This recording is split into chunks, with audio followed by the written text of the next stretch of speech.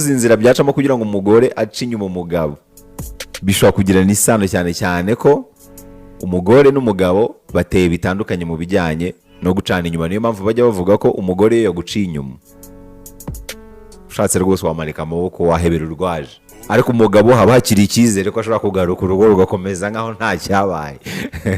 Impamvu ni uko umwe agenda by'umutima, undi akagenda by'umutwe.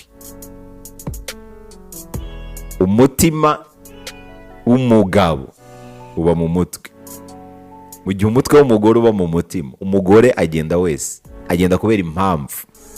Uvuga umugore ashobora kuguca inyuma kubera impamvu, ariko umugabo ashobora kuguca inyuma nta mpamvu aho bimufatiye gusa. Ariko umugore aba yabitekerejeho inshuro ibihumbi, haba hari impamvu ifatika ikomeye kandi ishingiye ku marangamutima, ishingiye ku mutima.